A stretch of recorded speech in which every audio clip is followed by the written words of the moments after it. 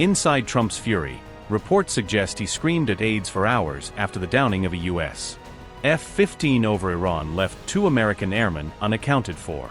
Trump reportedly scrapped a possible Kharg Island invasion because he feared U.S. troops would end up as sitting ducks on hostile Iranian territory. "We haven't been on the ground in Iran since 1979, was the strategic shadow hanging over the debate, as officials weighed the risks of inserting American forces into deeply hostile terrain. Trump also appears to have feared a replay of the Jimmy Carter hostage disaster, with reporting saying he was haunted by the political and military consequences of another Iran hostage crisis. "The Europeans are not helping," was reportedly one of Trump's repeated complaints as he lashed out behind closed doors during the Iran crisis.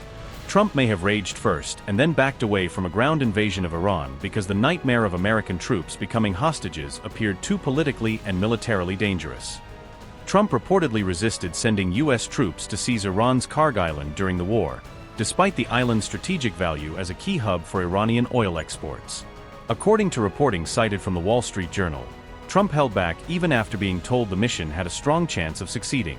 Trump's concern, the report said, was that American troops would become sitting ducks for Iranian armed forces if they landed on the island. He reportedly made that decision after Iran shot down an F-15 and left its 2 airmen stranded inside Iranian territory, sharply escalating the risk environment. The Wall Street Journal account also said Trump screamed at aides for hours and complained repeatedly that the Europeans are not helping as the crisis deepened. Wall Street Journal, citing a senior administration official, said, and I quote, "It was Good Friday afternoon in a nearly empty West Wing soon after the president learned that an American jet had been shot down in Iran with 2 airmen missing. Trump screamed at aides for hours. The Europeans aren't helping," he said repeatedly.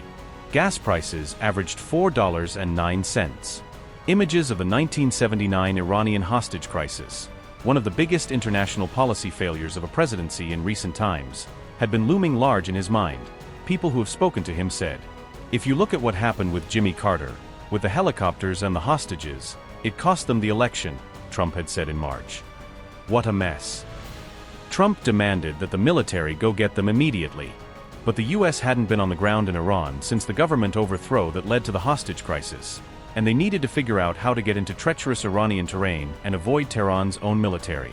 Aides kept the president out of the room as they got minute-by-minute updates because they believed his impatience wouldn't be helpful, instead updating him at meaningful moments. Unquote. 1 airman was rescued relatively quickly, but the second was recovered only after several hours, underscoring the dangers of the operation. Trump reportedly saw the possible seizure of Kharg Island as a way to gain leverage in any push to reopen the Strait of Hormuz. Notably, the IRGC has since again shut Hormuz after a brief reopening, showing that the maritime pressure point remains highly unstable even during the ceasefire period.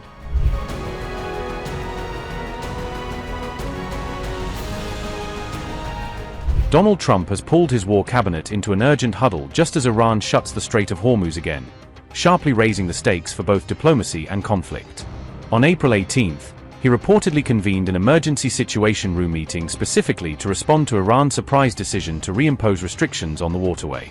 Senior figures including Vice President J.D. Vance, Secretary of State Marco Rubio, Defense Chief Pete Hegseth and the CIA Director John Ratcliffe were among those called in, highlighting how serious the moment is.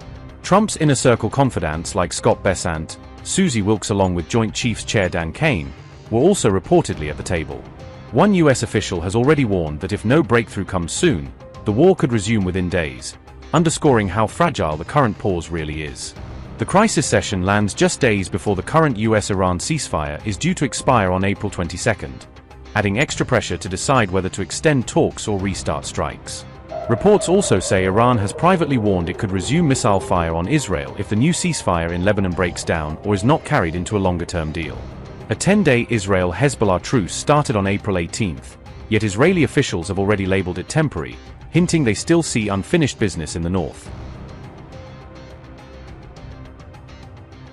On the same day, Iran abruptly reversed its earlier reopening and slapped new restrictions back on the Strait of Hormuz, reigniting fears over critical oil choke point.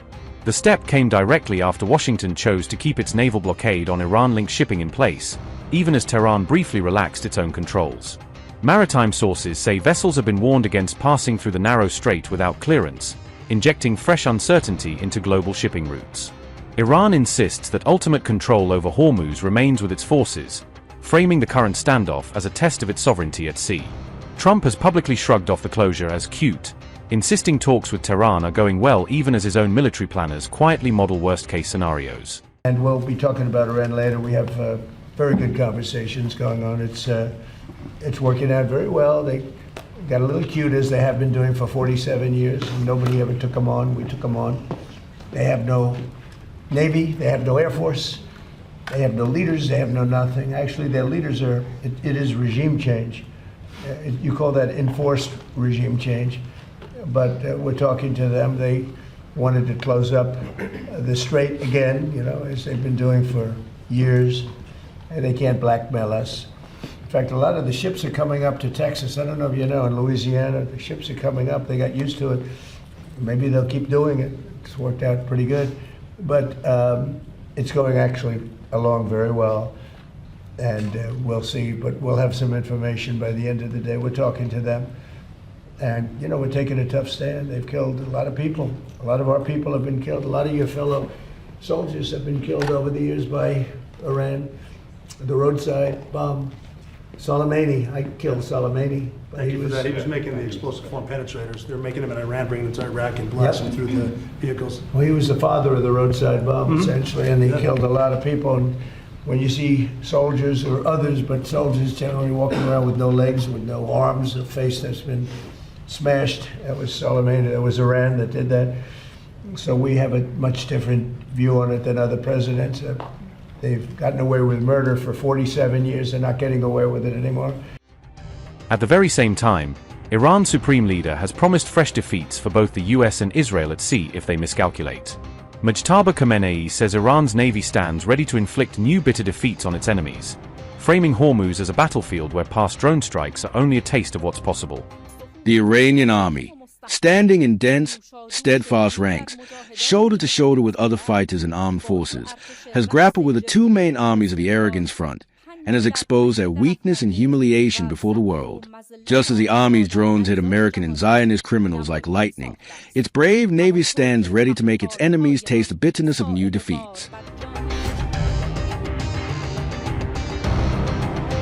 Despite active back channels, no firm date has been set for the next formal round of US-Iran talks, leaving the diplomatic track in a holding pattern.